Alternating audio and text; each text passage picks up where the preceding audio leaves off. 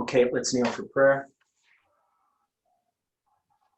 Dear Father in heaven, we are thankful once again that we can open your word together, that we can look at Ezekiel, who we believe to be us, typifying this movement at this time. And we know, Lord, that you have opened up a great light and understanding of Ezekiel chapter 12 that we are still working on. We ask, Lord, for your Holy Spirit to help us as we study these things, to correct any errors that we may have, and to give further light. Help us to reveal your character in all that we do. We know that there are many people in darkness, and you've given us this light to share and to give a warning of the things coming upon this earth. Be with us now as we study together. We pray this in Jesus' name. Amen.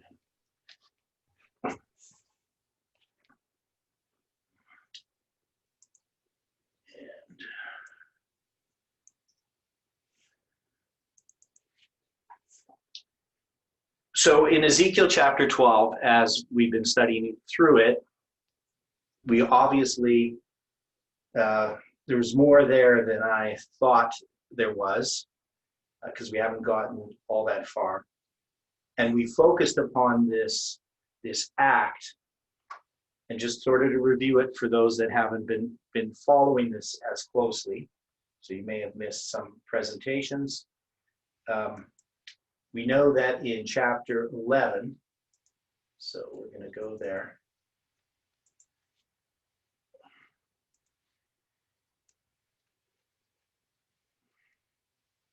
In chapter 11 of Ezekiel, this is one vision from chapter 8 to chapter 11.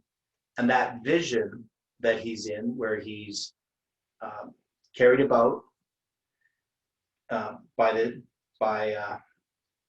these cherubim, ends. So that vision ends, and it says in verse 24 of chapter 11, afterwards the Spirit took me up and brought me in the vision by the Spirit of God into Chaldea, to them of the captivity.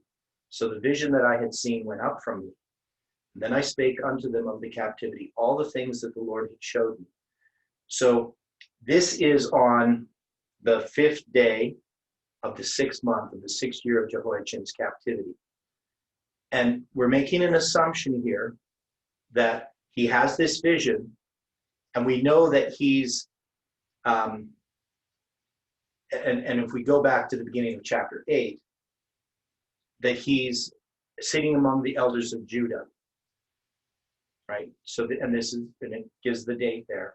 And then he's given this vision, and this would be like Ellen White being in vision. She's sitting with some people in a room, and she goes off into vision. And at the end of the vision, she would then share what God just showed her, especially early on in her ministry. So this would be those of the captivity. Those would be those elders that he's sitting amongst. And we know that this is 24 days into his lying on his right side for 40 days that this vision occurs. Now, we are then going to be in the next chapter 12, and God is going to come to him again. And so we're making an assumption that this is going to happen on the same date, that it's a continuation. He doesn't give us a new date saying the word of the Lord came unto me in such and such a day, and such a month, such and such a year. He just says the word of the Lord also came unto me, saying. And so we're saying that this is something that's happening at the same time, and he's going to be asked to role play what would happen in a captivity. And we saw that this was typifying or showing what would happen to Zedekiah, that Zedekiah would try to escape from this siege. And so he's acting this out, preparing the stuff that you have, that you're going to take. And we also paralleled this with, or at least illustrated it by comparing this with what would happen during Nazi Germany when the Jews would be taken to these concentration camps. So they would get all their stuff. They'd have their suitcases. They'd have all their valuables, the things that they thought they needed, which of course they didn't need. They didn't realize what was going to be happening to them.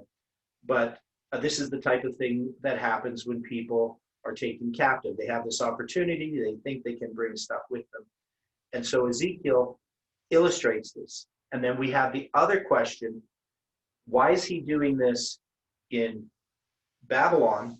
And how is this an illustration for those that are in Jerusalem? And the answer that Dwight gave was one is that this is for the princes. This is for the people who are in this administrative positions, and they would know about these things. Often they would travel between Babylon and Jerusalem, and this message, what Ezekiel was doing, would be publicly known, and that message would then be transferred in that way back to Jerusalem. At least that's the gist of what I understood that Dwight was saying regarding that. And then we also made applications because we have the 25 men in Ezekiel chapter 8, and we have the 25 men in Ezekiel chapter 11, but they're not the same group of men. One is priests or priests in the temple, worshiping the rising sun. The other one are princes. And so we saw that there was this religious or church and state symbolism there with these two groups of 25 men. So now the other point that came out, which is what we're really going to focus on here, is that when Ezekiel does this, if this is on the same day, if this is the 5th day of the 6th month, the 6th year, that he had this vision, we know he had that vision, and now he's going to be given another message that God's going to tell him to take all this stuff and dig a hole in the wall and carry it out that way as a symbol. And he says in verse 6, in their sight thou shalt bear it upon thy shoulders and carry it forth in the twilight. Thou shalt cover thy face, thou shalt not see the ground, for I have set thee for a sign unto the house of Israel. And I did so as I was commanded. I brought forth my stuff by day. So he's getting his stuff ready as stuff for captivity. So this bringing forth actually means just gathering it together. And in the even, I digged through the wall with my hand, and I brought it forth in the twilight, and bare it upon my shoulder in their sight. Now, specifically, at even is at sunset, and twilight is the period after sunset. So he's going to start digging when the sun sets, and then after sunset, it's going to take him a bit of time to dig through the wall. Then he's going to carry this stuff on his shoulder in their sight, so people will be able to see this. And then it says, in the morning, the word of the Lord came unto me, saying. So now he's going to have another day. And so we'll illustrate this again. So there's this. We know we have the 5th day, 5th month, 6th month, pardon me, 6th year.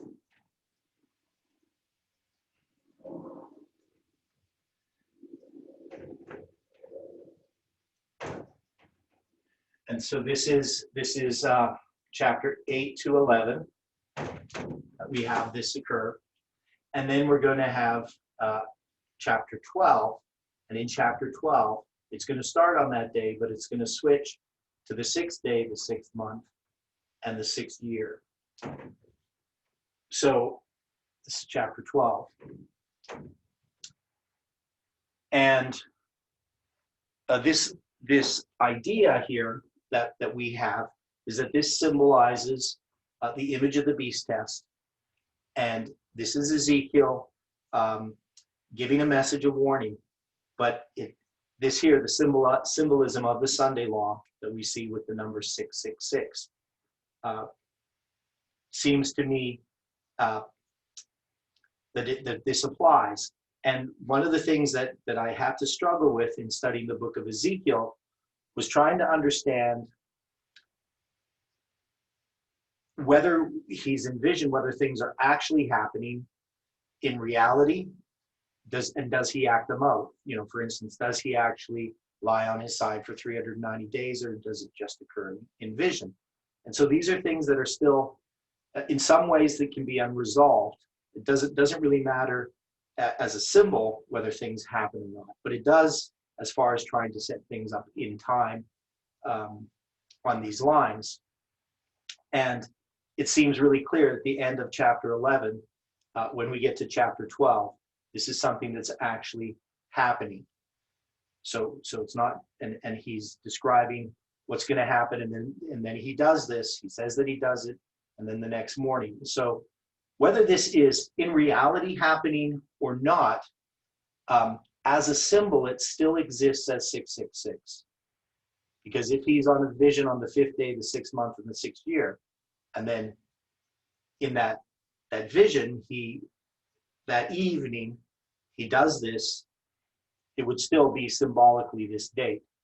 Now, we know that the 666 is tied to Ezekiel already, because it's 666 years that we can count from Jehoiachin's captivity, which is the timeline that Ezekiel is using, to the destruction of Jerusalem in 70 AD.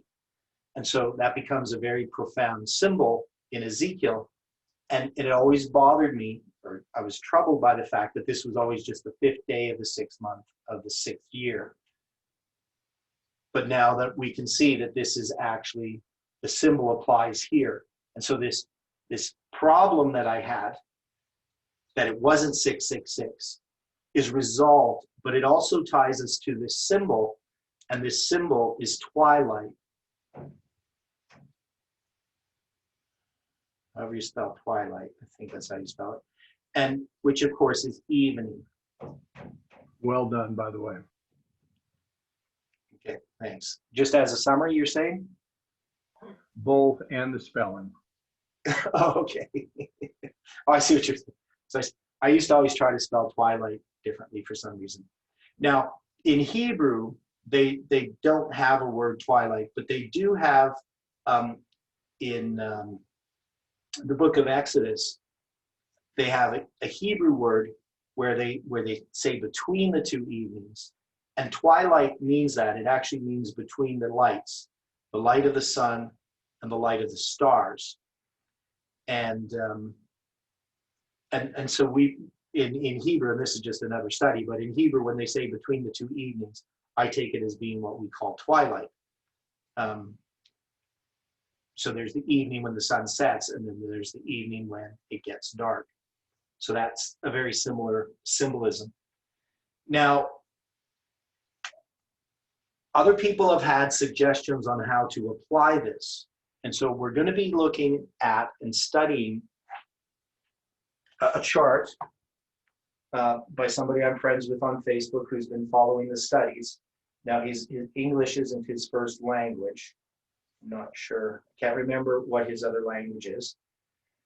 But I'll put this up here, and we're going to take a look at it. Now, what he's done in this chart, and I did email it out to people. In this chart, he has put a bunch of ideas or lines together using the sanctuary as this pattern, which I had been drawing out. And that's because in Ezekiel, of course, we have all this movement in this sanctuary.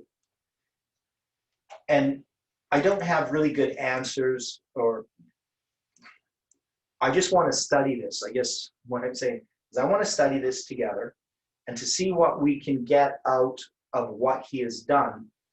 Whether it's correct or not, you know, that's a whole other issue. But I think this would be very valuable for us to sort of analyze what's here. Now, it's going to take a little bit of time because there's a lot of information. A diagram like this has lots of information, and he doesn't have the explanations of what everything means. So in some ways, it's a little bit cryptic. And he has some references to some chapters and to a line of the Lamb and so forth. But let's just go through it slowly and try to parse this diagram. Now, the first thing, of course, we see is we have the temple here. And he has placed the priests in the most holy place, the Levites in the holy place, and the Nethinims in the inner court, and the Gentiles in the outer court. Now, this is obviously representative of these different groups that we have seen. Now, often we have looked at the Nethinim in this movement and interpreted it as the world. Now, I've made an argument that the Nethinim are the Protestants. Now, the Gentiles, of course, in this context would be the nations. Though when you deal with the two 2520s, we have a 2520 that ends in 1844, and we have a 2520 that ends in 1798. And the 1798 one is the one that's really the times of the Gentiles. And there are two, and it's the times of the Gentiles for a number of reasons. One is it's referring to northern Israel that is scattered among the nations, and the gathering that happens in 1798 isn't of literal Israelites. It's a gathering of a type of spiritual Israelite, which in that history are Protestants. So I'm not sure necessarily that this makes sense, what he's done here, priests, Levites, and Nethinims, and I'm not sure the reason that he's done it, what he's trying to say by this. But we've often seen things like this throughout my life as a Seventh-day Adventist, where people will take the sanctuary and they will make applications. Sometimes there's salvational applications, different time applications, what it means when we get to the holy place, what it means when we get to the most holy place. And you can see here on this chart, he has some lines. He has 1844, the 10th day of the 7th month. He has that at the curtain of the door of the temple that goes from the holy place to the most holy place. So you can see he has 1844, 10th day, 7th month written there. And then if you look at this Levites, so whether he's applying these things together or whether they're different things, and I think they're actually different lines, but if you go through this line, and this is called the line of the Lamb. So if I just move it over here, the Lamb line, which he starts from the east, and it moves, obviously the worshiper takes his lamb, he brings it to the door of the temple. The priests would take up the blood from that lamb that the sinner slays, and he puts it here as 4 BC, 10th day, 7th month, which I probably wouldn't place it as, but he puts a question mark there. So he's trying some things out here. And then you have this lamb line go to the altar, and he has 31 AD, the Passover. There's lots of things you could put there, but he's just putting this here as this line, the birth of Christ, the Passover, Pentecost, and 31 AD. And we know that Stephen had connected this Pentecost date with 1844 in a very profound way, which I'm not going to do right now, which related to one of the ways in which he understood November 9th. So that came to that understanding of November 9th. So there's some profound things in here that we can see. And then we have, of course, 9/11 he has after 1844, because the 10th day of the 7th month, 1844, that would be, and we can see here, he's got this 1, 2, 3, 4 underneath that. So I assume that this is connected. It's in the same combination. And it says 3 plus 1. So this is a 3-1 combination. Now, in trying to understand these, we could also, of course, make an application to the first, second, and third angels' messages. Now, we know in Millerite history, we have a time at the end in which we have the first angel arrive. In this line here, if you were going to take these as the messages, you could look at them as parallel in some way with the three angels' messages, and that the three angels' messages are sort of a fractal of this whole thing.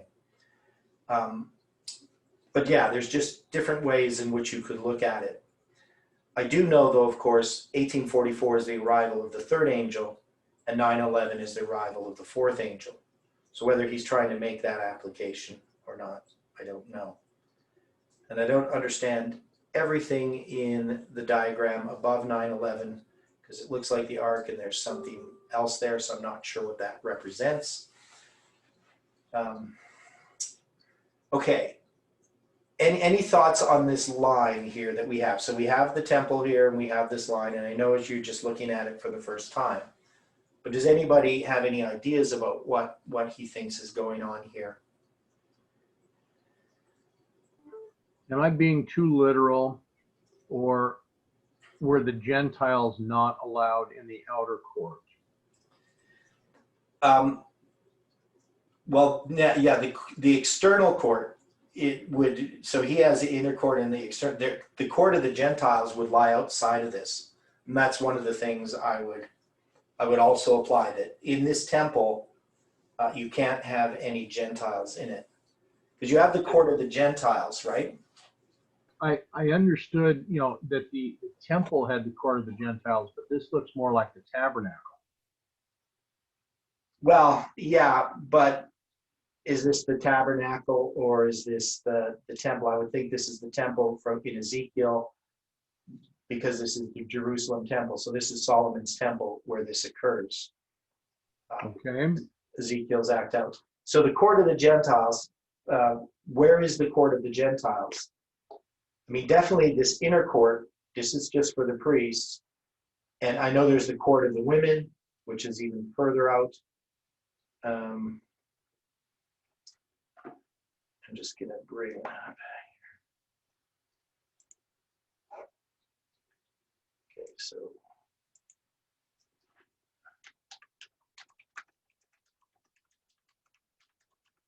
I'm just typing in court of the Gentiles.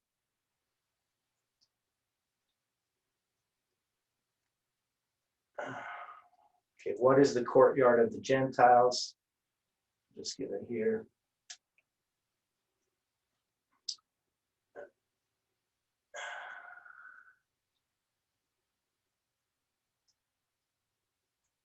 So you got areas reserved to the members of the people of Israel, men, women, priests in the temple. There was a space in which everyone could enter, Jews and non-Jews, circumcised and uncircumcised. So the court of the Gentiles doesn't have a good map. Maybe I'll just go to images. Sometimes that's better.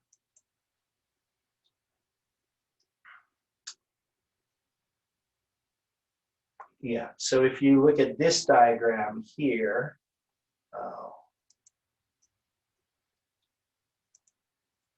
see if I can make this bigger. No. I want to do that. Oh, that's a good picture. Yeah, this is a better one. So the court of the Gentiles would be further out, in my understanding. I'll just blow this up. Maybe you can see it this way. So you're going to see here, here's the temple proper. And then you're going to have the inner court. And there's the altar of burnt offering, court of the women, the treasury, Solomon's porch. This is the gate. But the court of the Gentiles is outside of this. So it's outside of this area. Was my understanding. So yeah, I wouldn't end up putting that where he placed it. I would think the court of the Gentiles would be outside of that. That's just the way that I would see that. So, and I'm not sure that, I mean, the Nethinim, their role, they're hauling wood, they're drawing water. I don't believe that they could go into the inner court. They have work to do. They supply materials for the temple, but the Levites would be the ones who would be in there. And I would put the priests in the holy place and the high priest only in the most holy place. That's the way I would do it if I was going to. So I would move these things outside of that, move them in a sense one step backward, and then put the high priest in the most holy place. Does that seem reasonable? Yes. Okay.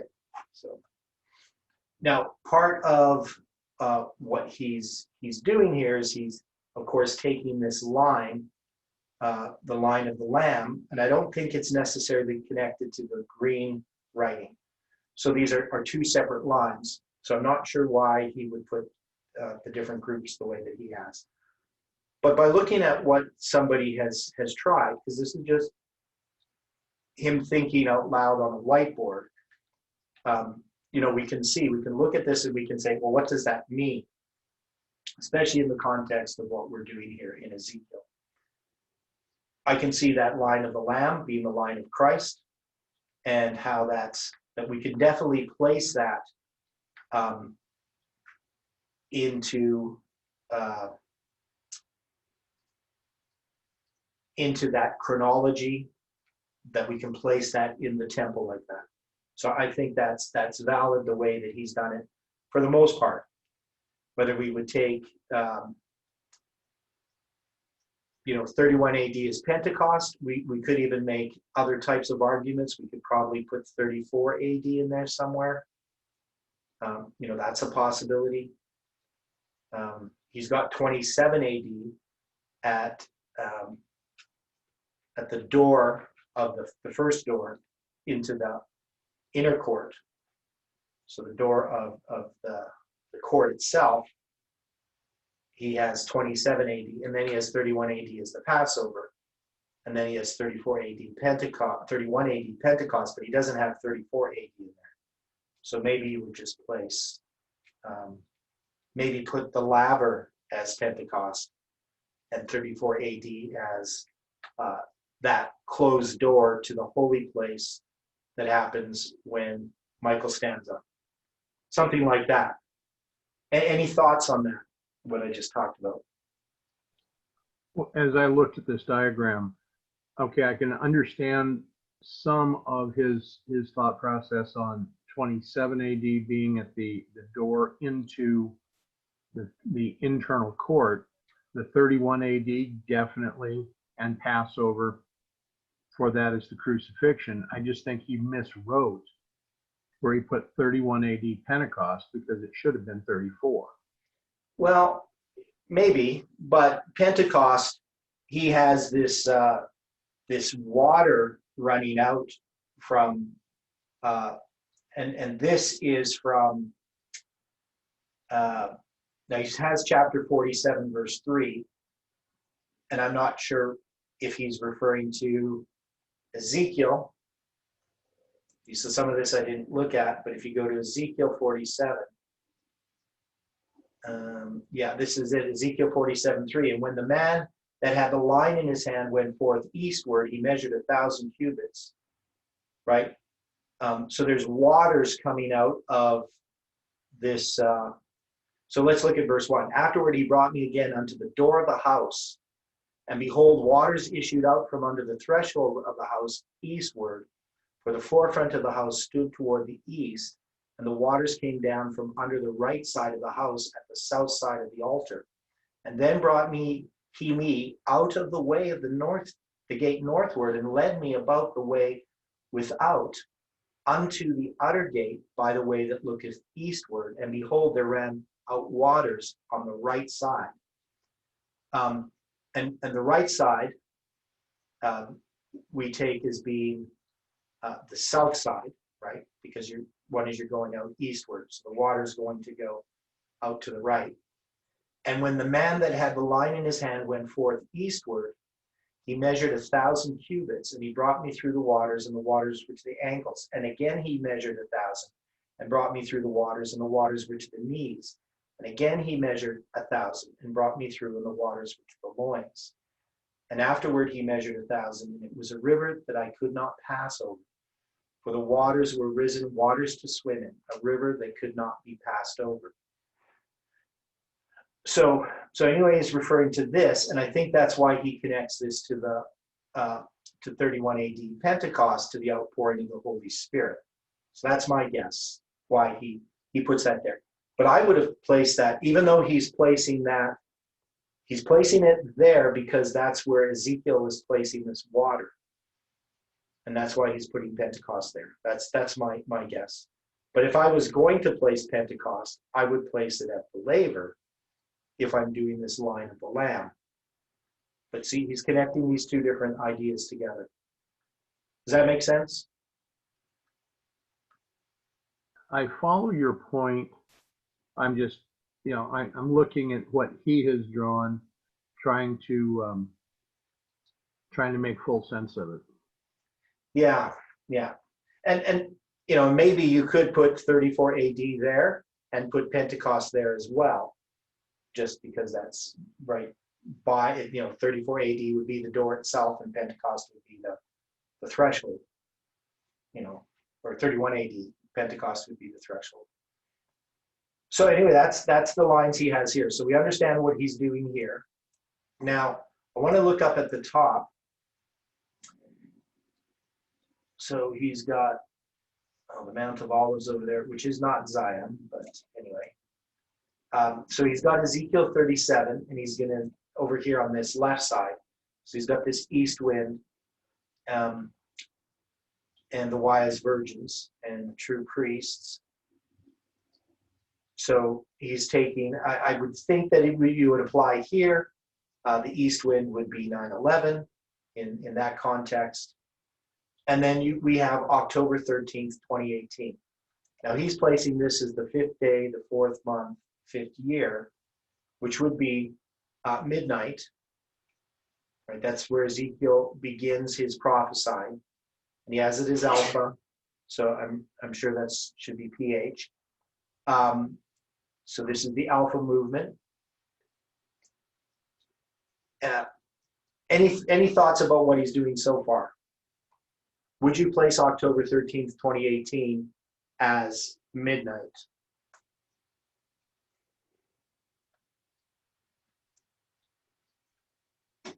I'd have to think about that for a minute. Because we take midnight. If we're going to do our line, we put midnight as 2014 and 2018 as the midnight cry. Now, of course, the midnight and the midnight cry go together. And because we're talking about the true priest, the line of the priest. So this is this movement. And we're also looking at this as Samuel Snow is typifying this movement in regards to this part of this line. So this is Samuel Snow's letters. We can see definitely in October 13th, that chiasm gives us Samuel Snow's letters. Samuel Snow's letters are connected with what happened on October 13th, especially in connection with predicting July 18th. So that's what he has there. Now, if we look at November 9th, 2019, he's placed that as Ezekiel's second vision, chapter 8, 5th day, the 6th month, the 6th year. Now, in trying to place October 13th and November 9th as the same date, there is some connection between them. If we're going to give, or not the same date, as part of these dates, I would actually try to place them as the same date. So that is, I would take what happened on October 13th is so connected to November 9th that we know November 9th becomes this close of probation for the priests. And that's why I would still have both groups here. I would have the true and the false priests are together here. So there's something about what he's doing here that either it's just a simplification or an oversimplification of the lines, or I'm not really following what he's trying to say. Because he's just taking Ezekiel's vision, and then he's going to also have July 18th as the same as 5th day, the 6th month, the 6th year. And I would place a lot of these things all with the 5th day of the 4th month. I don't know if I would necessarily place July 18th and November 9th as Ezekiel's second vision, the date of Ezekiel's second vision. Now he also has Ezekiel 11 there, which should be Ezekiel 12. at twilight. So he has here, I guess, this transition, July 18th to this midnight cry. I just don't particularly follow the logic, at least just by looking at this. I don't know if anybody has any ideas about what he's trying to do here. But the idea is he's taking these dates of Ezekiel and he's trying to place them on a line. I'm going to illustrate this. I'll show you what I mean. So if we take this history here, and I'm just going to do it with a little broader. You know, we have the time of the end in 1989, and we're going to have 9/11. And remember, we're Samuel Snow, and we also have 9/11 that represents two different things in Millerite history. This is 1798, and this is August 11th, 1840. And this is September 11th. Let me see here. What am I doing? No, pardon me. I'm doing this backwards. This is August 11th, and this is April 19th, 1844, right? So it's September 11th. But these are both 9/11, and 9/11 represents two different events in Millerite history. And in our line, we bring them together as one. But we know that they exist in the Millerite line as two separate events. And I had presented in a study, a Sabbath study, where I showed that Samuel Snow's letters, they're going to be starting here. So this is the line of snow, and the line of snow is going to continue until midnight. And we mark midnight as 2014. So this is midnight. Now, Millerite history, this is July 21st, 1844. And so this is the 5th day of the 4th month.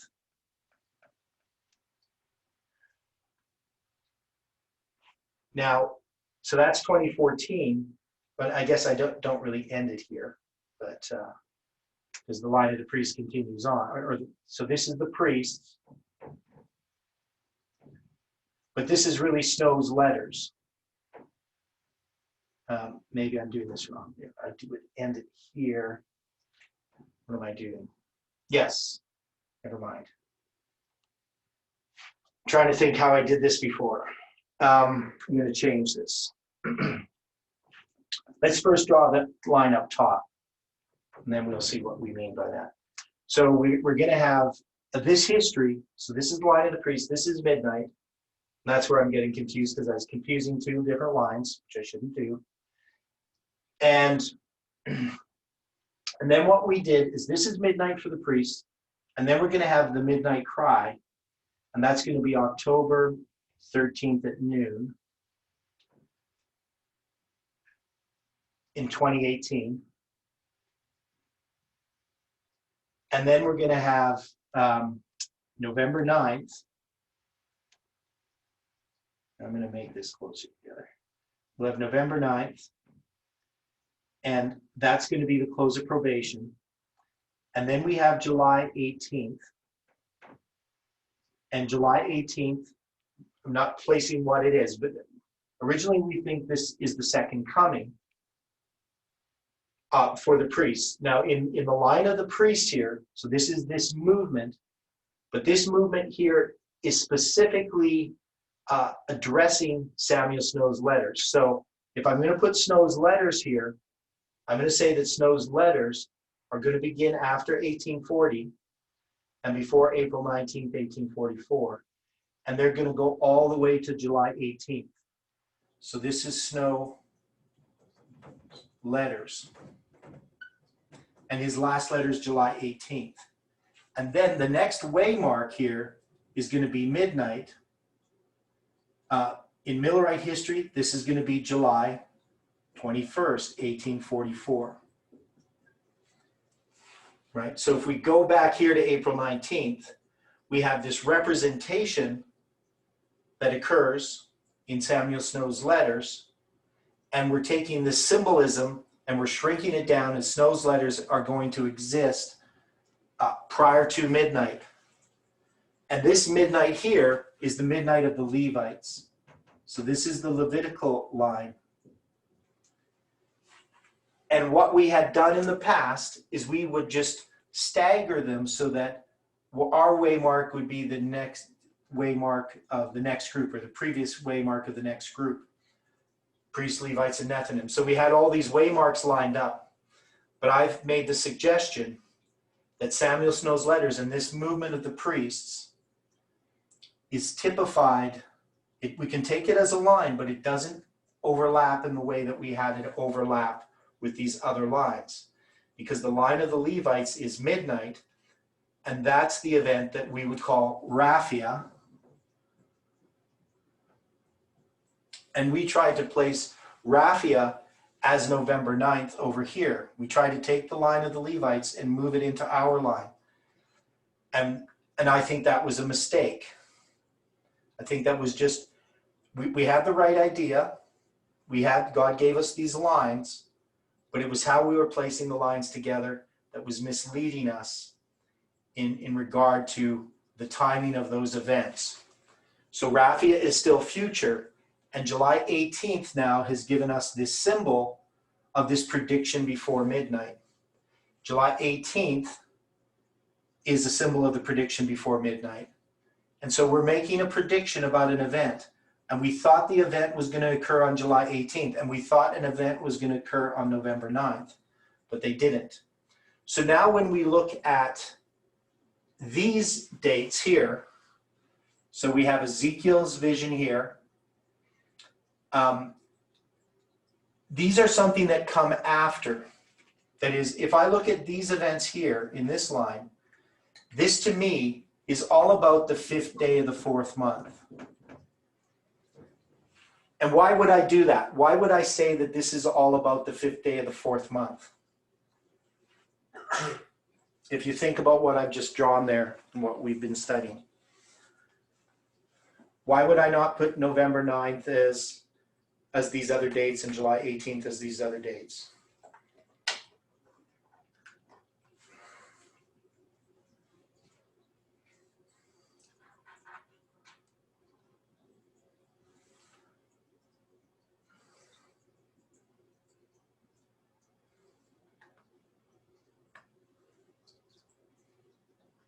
Maybe it's so obvious nobody has any comments about it, but maybe it's just something you have to think about a bit.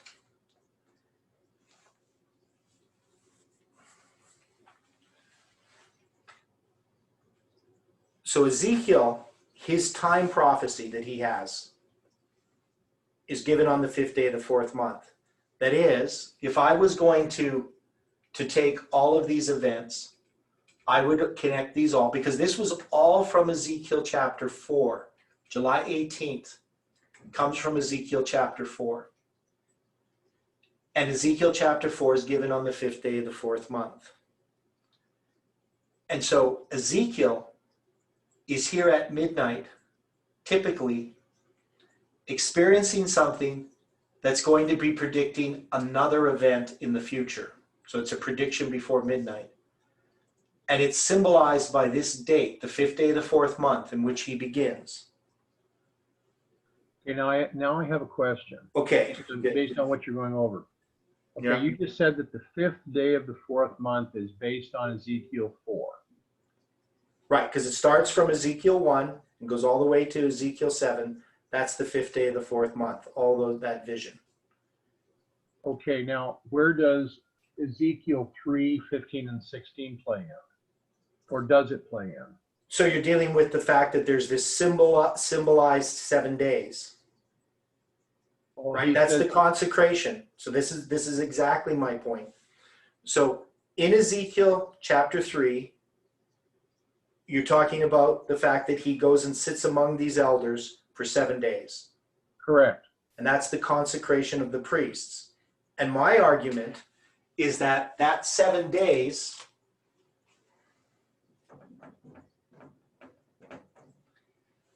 is symbolized by the 777 days, or 777 days in our history is this 7 days that happens in Ezekiel. And that's the period of consecration How do you spell consecration? Consecration for the priests just doesn't look right. And this is what I'm saying, that this is, that even in Snow's letters, he's preparing a message so that he can give this message, which is going to be midnight and the midnight cry. And this movement has been prepared, is being prepared symbolically in this period of 777 days that matches that period of consecration that occurs in Ezekiel chapter 3, verse 16 and 17. Does that make sense? I'm following that part of it, but I'm just, the reason I'm asking the question is you're saying that he has the vision before he is consecrated, and that he gives the message more after he is consecrated. Is that a correct statement? Okay, here's how I would state it. In Ezekiel chapter 1, verse 1, he's in captivity, and God is going to give him a vision. So he represents this movement that's in captivity. And he's given this chronology, right? He's given this sign that God is in control of time. And that time is going to carry him, right? These cherubim are going to carry him in vision to sit there for 7 days. And that 7 days, he doesn't have a message. That is, he's not saying anything. But that's the period of his consecration, right? So he's has this consecration. And then what happens is in chapter 4, he's now going to be given this time prophecy. And this time prophecy is going to point to the beginning of the siege, and ultimately it points to the destruction of the temple. And when he acts this out, whether he does in reality or not isn't really material, but I think he does in reality. But when he acts this out, he's marking certain dates, and we know that the first date that he starts at is midnight, and the next one is the midnight cry. Now, in our history, in 2014,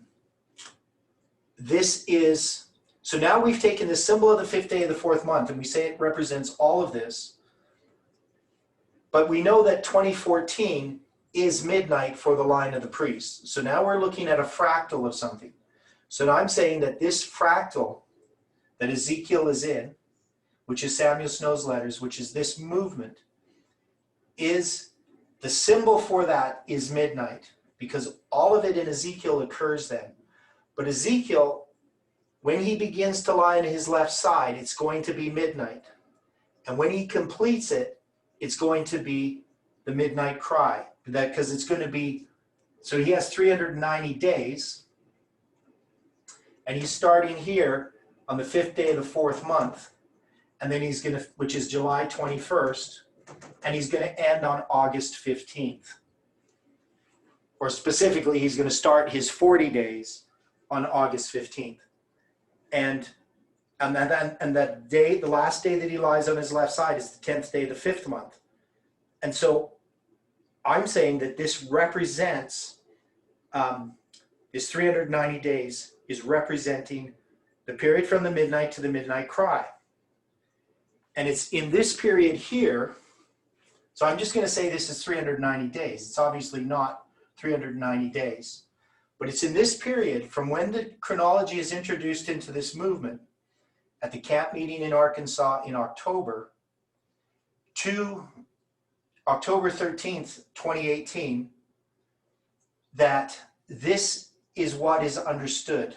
We come to understand this 391, and it's 390, it's also 391.5, and then we recognize it's 391.5 days from October 13th to November 9th. And that's going to be a close of probation for the priests. But it's just for the false priests, because this isn't let him be righteous still. And then we also recognize there's 252 days to July 18th.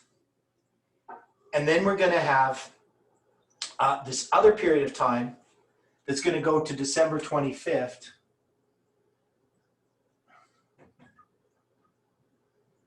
2021, and this becomes a symbol, whether that, I'm not predicting an event on that date.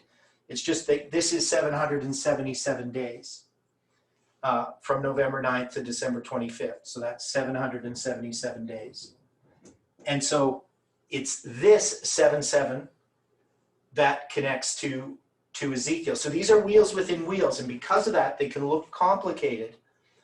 But when we look at these events here, we know that they're typical of later events. That is, what happens here at midnight in 2014 is going to be typifying something that's happening here in reality in the line of the Levites. So to understand 2014 better, one is we know that there was that first separation that occurred within this movement when all these other ministries left. But we also have at the same time this chronology that's been given in 2014.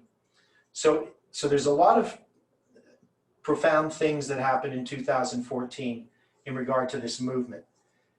And this changes things for this movement from 2014 to 2018. To the point that, and there was a prediction regarding 2014 that was a time-setting prediction, and that prediction was about a Sunday law, which wasn't correct. So one of the things we see in these lines is we have all these predictions that don't come to pass, and yet we continue moving on through this line because our line is typical. But this 2014 was still fulfilled, and I actually took it as fulfilled even before other people saw it as fulfilled, because I saw 2014 was significant when it occurred, and I understood that there was a possibility that 126 years from 1888 to 2014 was a valid way of looking at things. But my view was that we couldn't predict. This is what I thought in this history.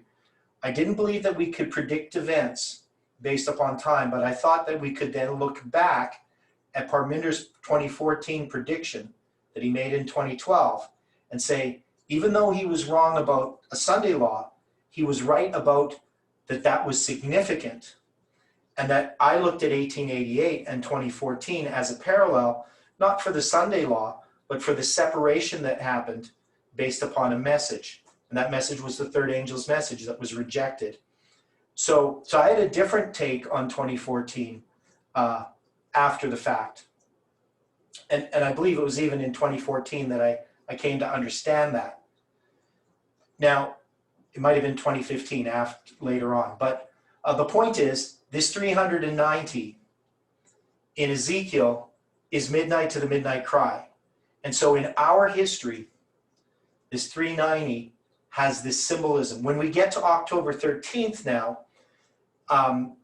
we now see more light. So God gives us a whole bunch of light from October 13th, which is why, the symbolism of October 13th at noon, there's a counterfeit. And that counterfeit is the Lady of Fatima and the vision that she gives at noon of the sun gyrating in the sky with all these witnesses. And that's a counterfeit of what happened here, because God gave us light. And even this gyration of the sun, it symbolizes, in a sense, wheels within wheels.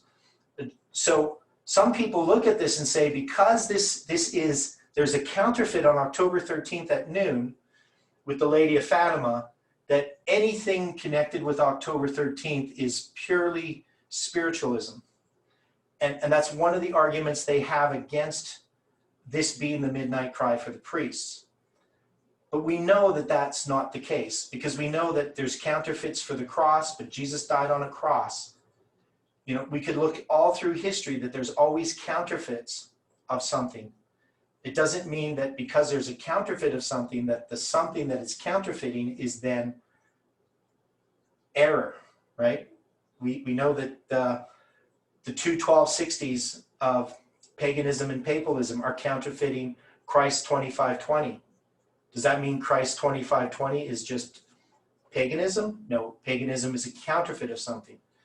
So this miracle of Fatima is a counterfeit of light, and it's not light, but this is the light. This is the light that came to this movement on October 13th, and it was this connection that was expanded about Ezekiel that we could then predict some dates in a structure that was impossible to manufacture through human intellect. And it gave us November 9th and July 18th, but both of these events were failed predictions in a certain sense, right? The time was correct, but the events that we saw didn't occur. But this is all typifying what's going to happen in the line of the Levites. And the people here, the priests, Samuel Snow's letters, are preparing for him to give a message at midnight and a message at the midnight cry. And that's going to happen with this movement. And if we recognize that this was necessary, just as Samuel Snow's letters were necessary to prepare him to give a message, this movement, we basically acted out Samuel Snow's letters. But in tying this to the 5th day of the 4th month, we can see that this is all about Ezekiel chapter 1, verse 1 to 7. Not chapter 1 to 7, not verses 1 to 7. Chapter 1 to 7. It's all the stuff that happens on the 5th day of the 4th month is being typified, or is typifying what we went through. That's my argument. So looking at his chart again, and how he tries to line this up, I wouldn't line it up that way. That is, I see this 5th day, 6th month, 6th year, it does occur in our line. So I'm not saying it doesn't occur in our line. It does occur in a symbol, because we have a type of the Sunday law. We have the pandemic. Or the sign of the image of the beast, even if you want to put it that way. So we have the image of the beast test in our line, in the line of the priests, symbolized, not in reality. But this is still future on the line of the Levites. And I look at the line of the Levites as what we call midnight in Raphia. This is tied to events that are going to lead to the Sunday law itself. And I take as midnight, that is from Raphia to Penium, is a development of the image of the beast, and the image of the beast test occurs in that history, and is manifest at the midnight cry. And then the Sunday law is going to follow on the big line. And the Sunday law on the big line is the close of probation for the Levites on the Levitical line. So does that help a little bit, or am I muddying the waters? I'm not saying that you're muddying the waters. I was looking at the point that with this 7-day period until he was consecrated, as to whether that would have an impact upon the timelines. Yeah, which it doesn't, because it doesn't occur in reality. I'm just saying it's symbolic, so that it doesn't change the fact that his vision, and when he begins to lie on his left side, it's still going to be the 5th day of the 4th month. Because even though in vision he may moved 7 days later, in reality he hasn't moved 7 days. It just becomes a symbol. And that's one of the reasons I do take his lying on his left side as actually occurring. But even if it didn't actually occur, he's given that vision to lie on his left side, and symbolically he would begin lying on his left side on the 5th day of the 4th month. So I just don't think it affects the timeline, if that's your concern. I'm just looking, like we were speaking earlier, I'm looking at laying this out on Ezekiel, taking the dates that he gives within the book of Ezekiel and just trying to put them to a line to understand exactly what's going on. Right. And I don't add the 7 days to the 5th day of the 4th month. on the timeline.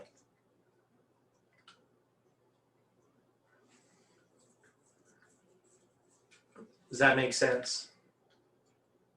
I understood exactly what you were saying. I'm looking at it, like I say, I'm taking all of the dates, putting them all together to see what the timeline, or to lay it on a line to see what it looks like once all of the dates are there.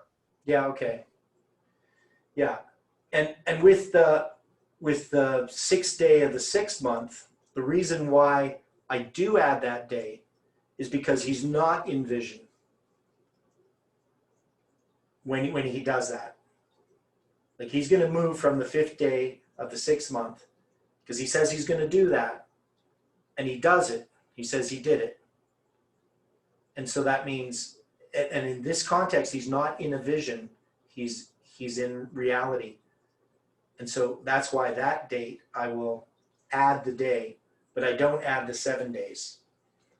But yeah, I understand what you're saying. I mean, but I don't know if because if you added the 7 days to the 5th day of the 4th month, you'd get the 12th day of the 4th month. And I'm not sure what that would mean. It doesn't mean anything to me.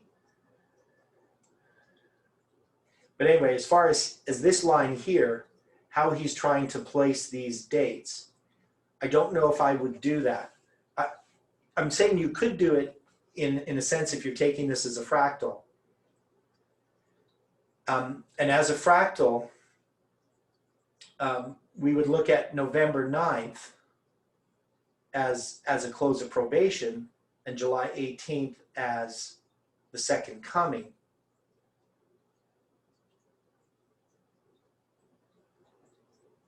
Or actually, yeah, how would we do that? We would do midnight cry. Yeah, that becomes the close of probation, and then the second coming, and then we wouldn't. I don't know why you would put the midnight. So he's mixing the lines when he's putting the midnight cry after July 18th. He's using the line of the Levites. That's kind of my point. And I wouldn't put October 13th as, even in this line, if I'm going to say what is October 13th is, it's definitely not the 5th day of the 4th month. It's not midnight on the line. 2014 is. So it's just in looking at his line where he puts these visions, I would do this differently. He has some stuff over here which I'm not sure what these are. The TN of Jacob. What would that be? The TN here. I'm not even showing you this here. I need to show this. So if we look at this chart here, you can see he's got over here the tree of life. TN of Jacob. I'm not sure what TN would mean. He's got the Thummim, and then he's got Mount of Olives, and he has Zion beside it. And the Mount of Olives is not Mount Zion, so I'm not sure why that is, why he put that there.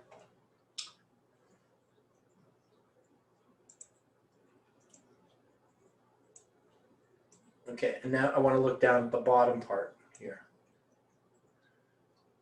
So somehow he's got this Urim and Thummim, and I'm not sure what he has them symbolize. Maybe two different lines, east and west. He's got on the top line, west on the bottom line. I'm not sure why.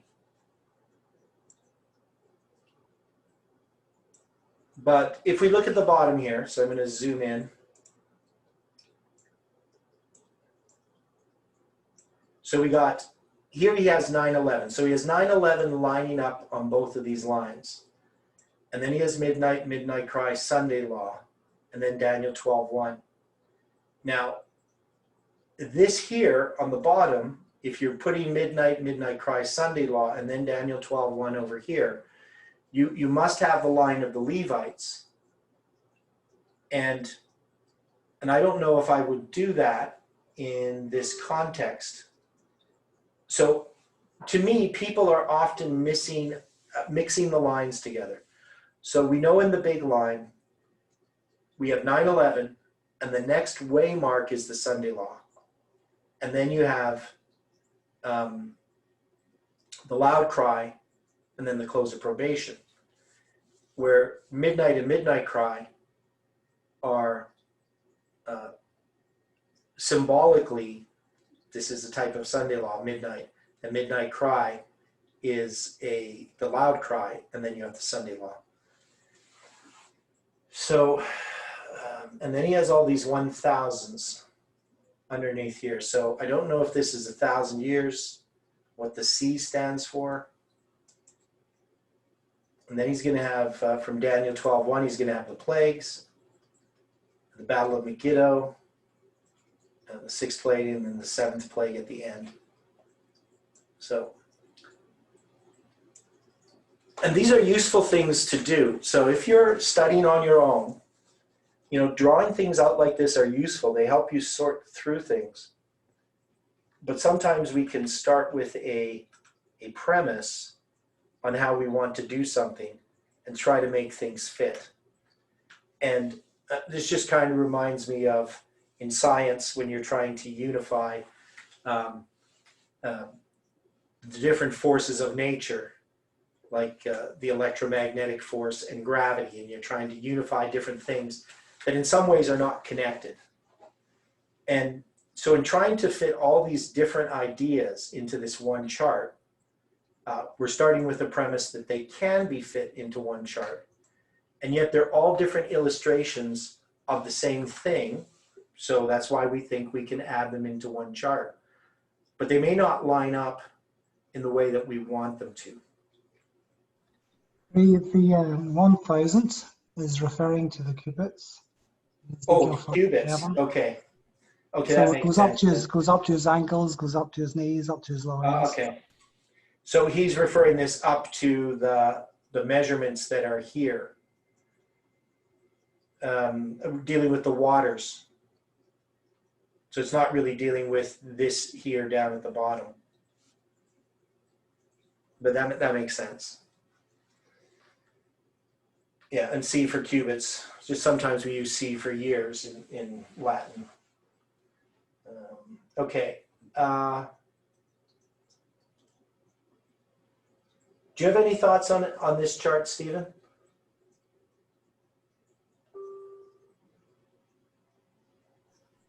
I haven't really looked at it. I don't really understand it. Okay. Yeah, I sort of agree. The Levites shouldn't be in the holy place.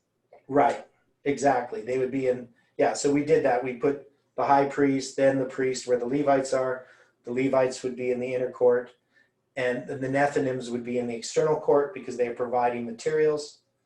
And then the court of the Gentiles would be further out. And I'm not sure exactly to what point the Nethinim participate, as how far they go into the precincts of the temple. But I would think that they definitely don't go into the inner court to provide materials. That type of work is going to be done by the Levites themselves. So anyway, there's some interesting ideas here that can be very helpful. A lot of people like this visual representation of things, but I just don't personally see that we can line things up in this way. From what we've studied so far, I don't see that this represents what we've studied. But we can see that there are ideas here that are definitely valid, just not the way that we're lining them up. Okay, so let's go to Ezekiel chapter 12. I want to deal with the end of this chapter so that we can set this aside, hopefully. Now, we're familiar with Ezekiel chapter 12 because of the effect of every vision, but there are two more visions that he's going to have here. So if we go to verse 17, it says, "Moreover, the word of the Lord came to me, saying, Son of man, eat thy bread with quaking, and drink thy water with trembling and with carefulness. And say unto the people of the land, Thus saith the Lord God of the inhabitants of Jerusalem and of the land of Israel, They shall eat their bread with carefulness and drink their water with astonishment, that her land may be desolate from all that is therein, because of the violence of all them that dwell therein.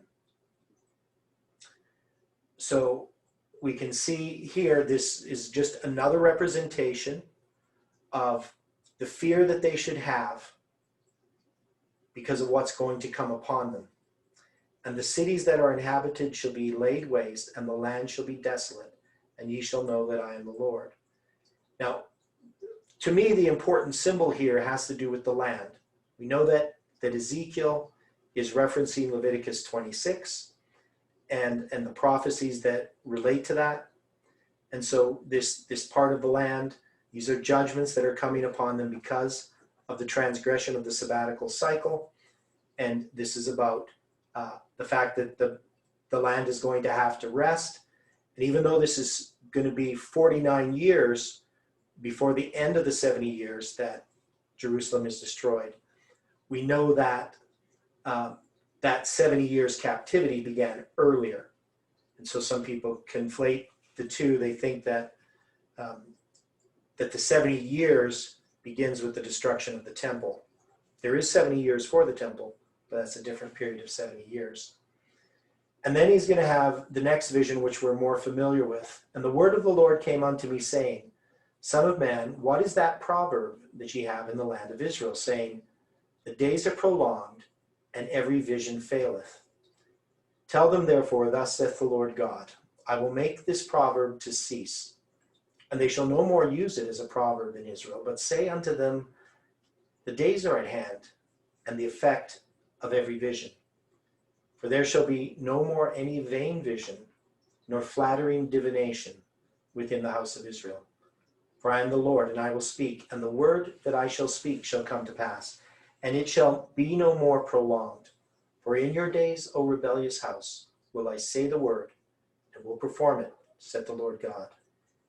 And then there's a second vision that's related to this one, or a second message. And the word of the Lord came to me, saying, Son of man, behold, they of the house of Israel say, the vision that he seeth is for many days to come. And he prophesieth of times that are far off. Therefore say unto them, thus saith the Lord God, there shall none of my words be prolonged any more. But the word which I have spoken shall be done, saith the Lord. So we see two different groups. One group just says, every vision is failing. The time prophecy did not occur. So let's take a look at this and trying to apply it to what we have here at this time. So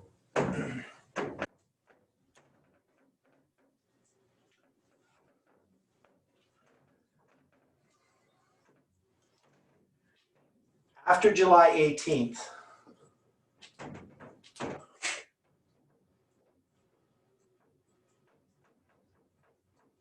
we had this disappointment, and we had basically two messages. One is, every vision faileth.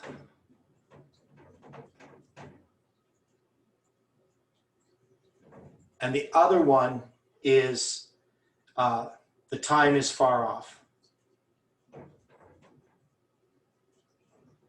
So how would we relate this? How am I relating this? Who says every vision faileth? What are they saying about July 18th?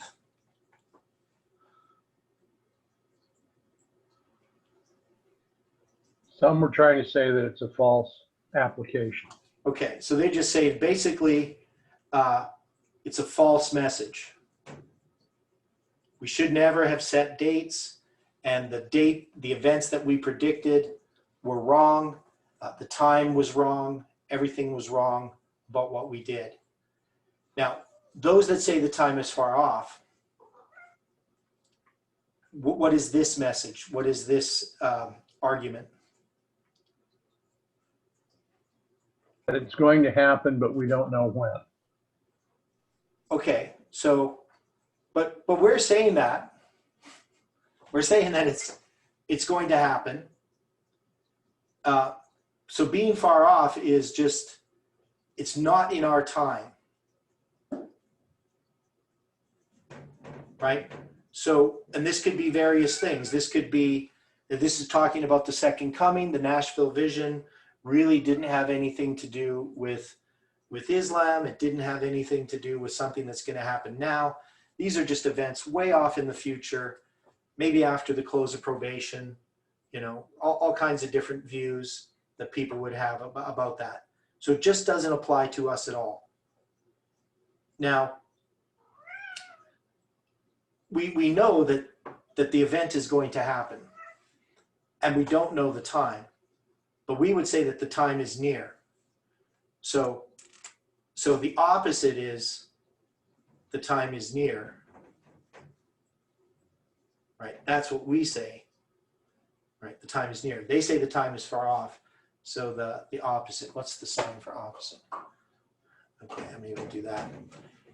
So the time is near, right? And that's the view that we have, is we say that we still have Raphia and Penium. They're very soon.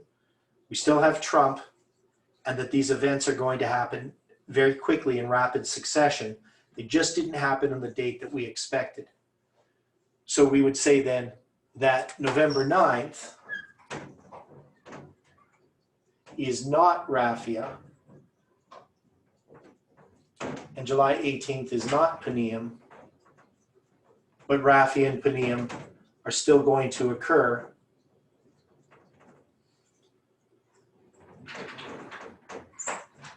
before the Sunday law, right? So these are the correct ones, and we just misplaced them. So we're not saying the vision is far off, the time is far off, and we're not saying every vision faileth. Now, of course, the message is that this is the effect of every vision. Now, how have we applied the effect of every vision in this movement?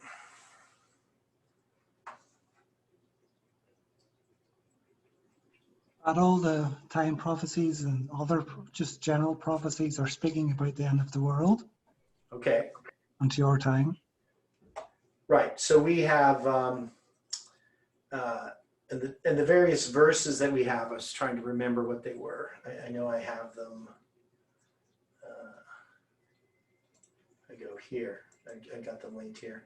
So one is in,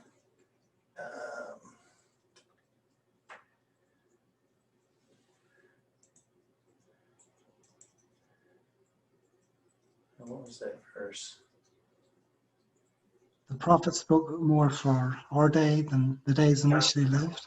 Yeah, so there's the one verse, I tried to remember them, and now they just gone from my mind. In Paul's writing, so he says, the things that were written aforetime were written for our learning, that we may have patience and comforts of the scriptures, something to that effect. And another one says something similar, that all those things that happened aforetime. 1 Corinthians chapter 10, verse 11. Thank you. Yeah, so 1 Corinthians chapter 10, verse 11. And yeah, that's the one that says, now all these things happen to them for examples, that's it. And they are written for our admonition, upon whom the ends of the world are come. Now, when we deal with the word in samples, that in Greek is typos, which means types. So we know that all the events that happened in the past are types.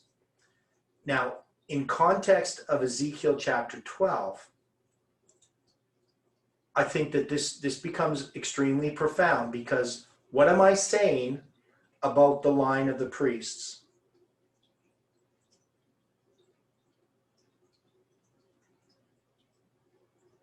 What have I repeatedly said for years? The line of the priests is a what line? Typical line. It's a type. And so if it's a type, it's not an antitype.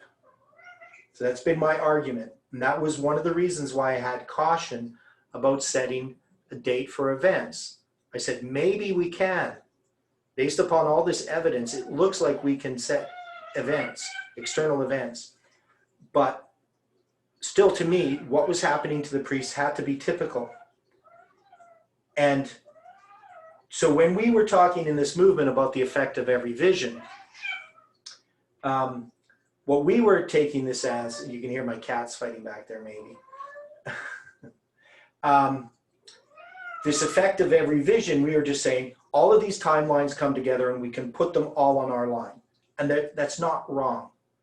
The problem is that we were placing them over our line, that is the line of the priests, and not recognizing that our line itself was typical. And we could then understand our line by looking at all these other histories. But we made a mistake in assuming that our smaller fractal line was going to manifest the events that we would see on the big line. And this didn't really make sense to me, that we were doing this. Now, to try to illustrate this a little bit better, this is a controversy between me and Jeff, if there's any kind of controversies at all. But I remember back at when I was there in 2018, and we had 9/11, we had midnight, and the midnight cry, and the Sunday law. Now, I've always had problems with trying to understand the lines. I would tell people I don't understand the lines. But what I meant by that was not that I didn't understand anything. I just didn't understand how we were doing this, because I knew that this was this movement in some way, and we had had this Sunday law. So this is Seventh-day Adventists. But yet we were looking to fulfill midnight. So in our movement, we were talking about, well, midnight's going to be coming. Even like before 2018, we'd be talking about this symbol of midnight. And people would be looking for events that would mark midnight. But then I knew that if we're repeating Millerite history, and in Millerite history, the close of probation is this event over here. You have the close of probation with the loud cry in between, right? So we're taking Millerite history and we're moving it up to the Sunday law, and we call this a close of probation. So this is Millerite history. And at that time, we didn't have the priests and Levites separated out. We just had Seventh-day Adventists here, at one time. But we still had this midnight. And I would say I don't understand the lines. And what happened in 2018 is I came to recognize that we were mixing the lines. I knew that we were mixing them, but how we were mixing them. And I think we further understand now that we can't do what we were doing. But Jeff would say, well, this is what's given him. 9/11, midnight cry, the Sunday law. And then I would say, well, 2014 was midnight for the priest. So I would have, let's do it this way. This is wrong, but I would say that over here we would have midnight for the priests. This would be 2014. And then we would have 2018, which was the midnight cry. So this is midnight, and this is the midnight cry, but it's midnight for the Levites, right? At least that's what we were first looking at. So we said this in 2018, we said, well, this is midnight, and then we're going to have the close of probation, and this would be midnight cry for the priests, which would be November 9th, right? So this would be 2019. And then we would say, well, we're going to have the second coming, right? Now, this is initially in 2018 how we were looking at this. But the point is, we overlapped all of this with the line of the Levites. And in trying to apply the effect of every vision, even this is a fractal of this big line. So the effect of every vision doesn't really come to play in the way that we can still apply all of those lines over top of our lines. I'm not saying that we can't do that, but we need to distinguish these lines here. Even when we deal with this as midnight and the midnight cry, this is something that happens within Adventism. And then this, all this is now needs to be compressed in here prior to midnight. So all these waymarks that I had written out here that we have here are all something that happens before midnight. And then for this group of people, we know that this is the big line. We have the Sunday law, and we have the loud cry, which is like the midnight cry. And so the line of the Levites is all going to come here in this history. So, I mean, it starts here. And I take it that 9/11 is 9/11 for everyone. That is, 9/11 is an event. And I don't put like a time of the end for the Levites starts at a different time, and a 9/11 for the Levites starts at a different time. I take this time of the end, and 9/11 is the time of the end and the 9/11 for all the lines that follow. That's the way that I take it. And that all we do from 9/11 is we have different groups experiencing in a compressed way the big line. Now, so we can also make the argument that what happens for the Levites is also typical, but there's going to be a reality to it as well, because it's Millerite history for Seventh-day Adventists, and that is because in Millerite history we have that close of probation that happens with the Sunday law. We have that close of probation that happens with October 22nd. So it's not wrong to line up October 22nd, 1844 with the Sunday law. The thing is, we can't line it up with the priests. We can't put the priests there. And what we were experiencing, our line was the line of the priests, and we were trying to fit these other external events into our line. So that's what I get from Ezekiel chapter 12. Any comments on that?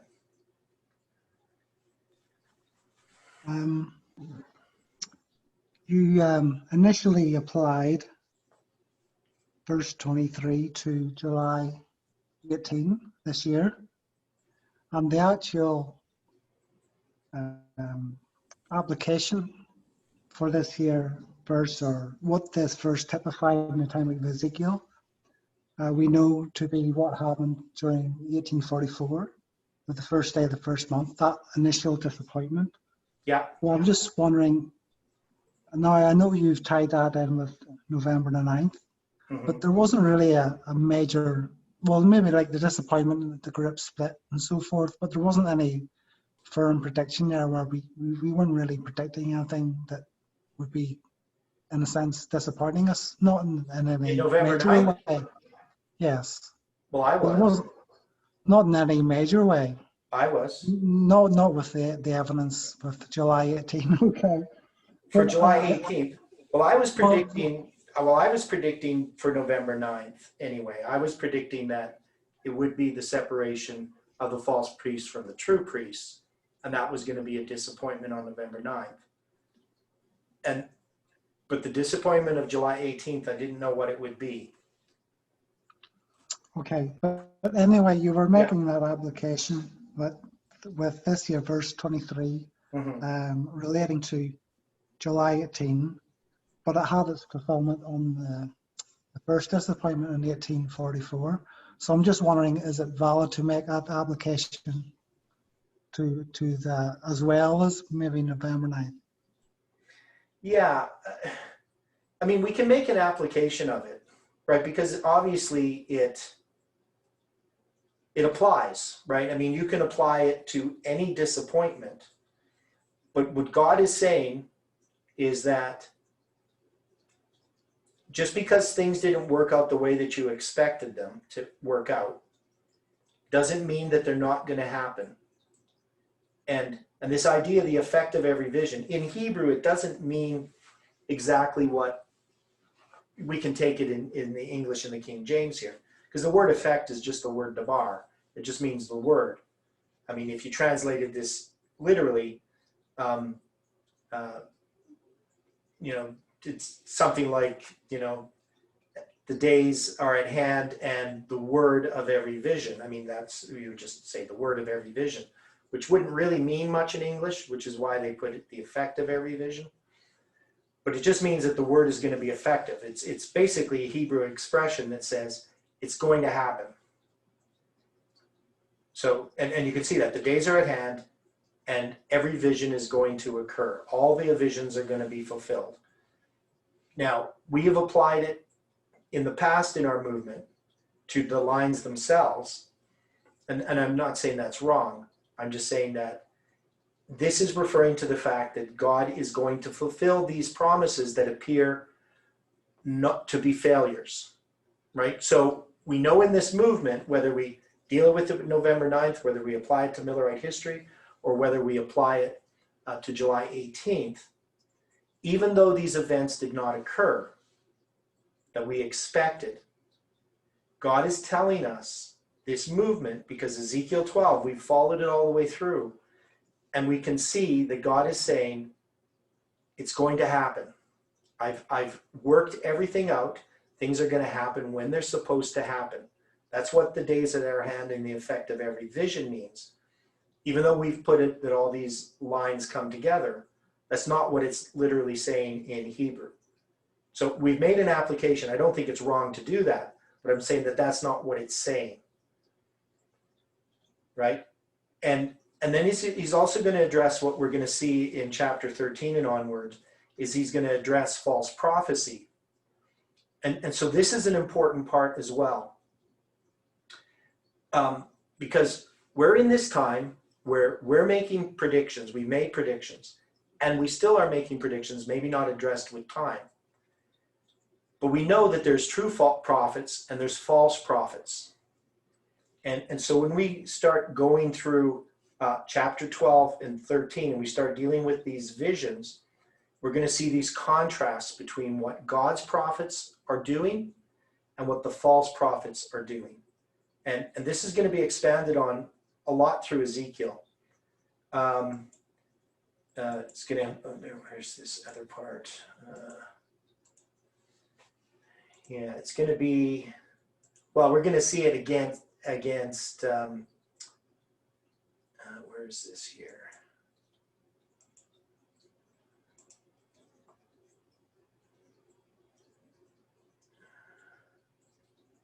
Yeah, there's an, I can't remember which chapter it's in.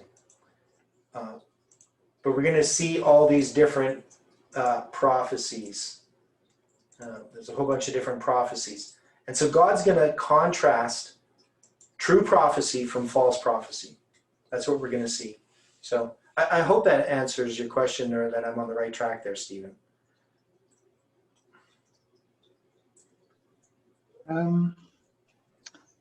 Yeah, I'm kind of thinking more that the first disappointment can parallel July 18, and then after that follows the true midnight cry. We're in this year time of studying. I know that they studied after October 22nd as well. Yeah. But they kind of studied around the tarrying time, and then there's going to be like the true midnight cry. Okay, well, yeah, I understand what you're saying. So, but look at the point of Samuel Snow's letters, because if this movement is Snow, and specifically Snow's letters is what we've been experiencing, because July 18th ends with Samuel Snow's letter, right? So, like, if we try to say July 18th is the first disappointment, then we're not really recognizing that Samuel Snow is somebody different than the Protestants and the Millerites, that he has his own line, and that we're taking the priest line as being parallel to Snow's letters. You see my point? Uh-huh. So I look at Snow's experience, even though Snow doesn't particularly have a disappointment, because one thing about Snow is he's not disappointed on the first day of the first month, because he's already predicted the 10th day of the 7th month. And we can see that with our movement when it came to November 9th. So this is kind of in agreement with you to some degree. When it comes to November 9th, we already before November 9th said that nothing was going to happen, and that the new movement was going to experience their failed predictions. Yes. Right. So we figured that out before November 9th, before we got there. But now we were still Samuel Snow's letters. So we're telling them Jesus isn't going to come back in the spring, but we're saying he's going to come back in the fall. And so we were making this prediction that we can then parallel with October 22nd, 1844. But we're still Snow's letters, right? We're still not the big line of the Millerites. And I would take the big line of the Millerites, and if you're going to parallel it in the way that Jeff has, is you would say that that's the Levites, if you're going to put it in that context. So as far as in the context of who we are as a movement, we would then look at the Levites as this bigger line.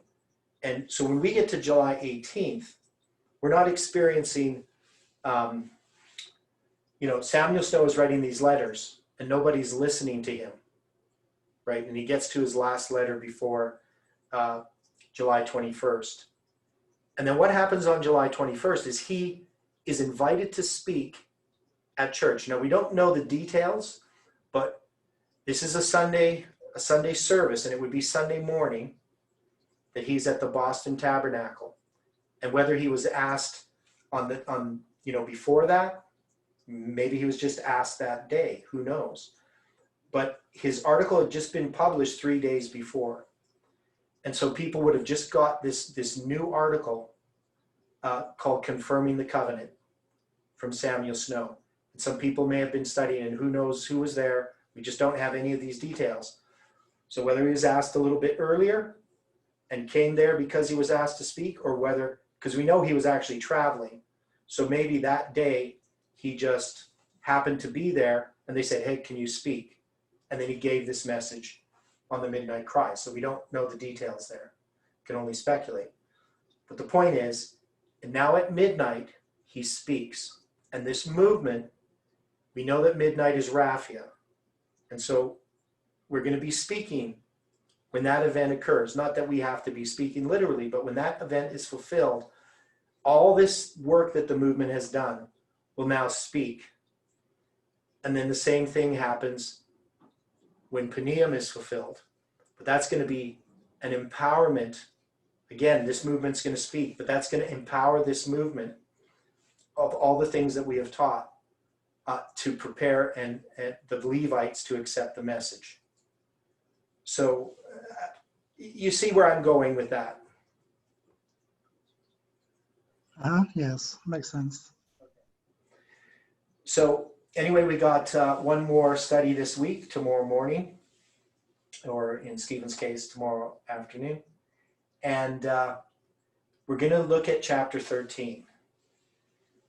So we didn't get very far this week. But we'll get through chapter 13, at least, hopefully parts of it. And then next week, and I'm going to, on Friday evening, I'm going to do a summary of what we learned. I'm going to try to think about it and sort of sort it out, what we learned in the past week. So that might be helpful for some people to go to see the summary. So let's close with prayer. I went a little over. The dear Father in heaven, we thank you once again for the study that we've had, for the time that we've had to study, and for your Holy Spirit's guidance. We know that there's still much to learn, many things that I don't understand and that others don't understand, but we know that you are leading and guiding. Help us to continue our personal study and to reveal your character in all that we do, to all that we meet. Thank you for hearing our prayer. Thank you for this day. Be with us. And we ask this in Jesus' name.